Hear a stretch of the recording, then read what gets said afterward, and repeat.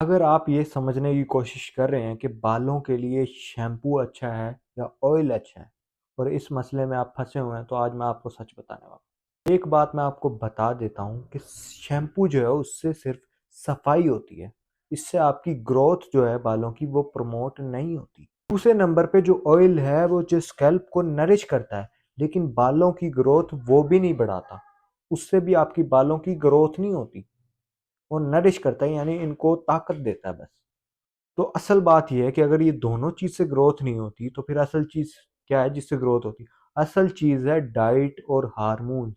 ये major factor हैं जिससे आपकी बालों की ग्रोथ होती है। इन दोनों चीजों पे आपके बालों की ग्रोथ डिपेंड कर रही होती है।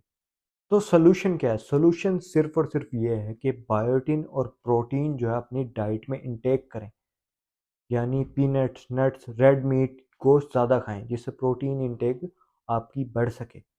दूसरे नंबर पे बायोटिन जो है उसके सप्लीमेंट इस्तेमाल करें। अगर आपको बायोटिन की कमी है, बाल आपके टूट रहे हैं, रूखे हैं, तो आपको बायोटिन की कमी है, इसके लिए आपको सप्लीमेंट इस्तेमाल करना चाहिए। दूसरे नंबर पे सल्फेट फ्री शैम्पूज जो होते हैं वो इस्तेमाल करें, उनके नुकसानात बहुत ज़्यादा कम होते हैं। अगर आपका हेयर फॉल जो है बहुत ज़्यादा हो रहा है तो आपको जिंक के, आयरन के, विटामिन डी लेवल के टेस्ट कराने पड़ेंगे। अगर मैंने ये जो चीज़ें आपको बताई हैं इनसे आपके बाल कंट्रोल नहीं हो रहे तो आपको टेस्ट करवाने पड़ेंगे जिंक के, आयरन के और विटामिन डी लेवल के। फिर आपको डॉक्टर को कंसल्ट करना पड़ेगा।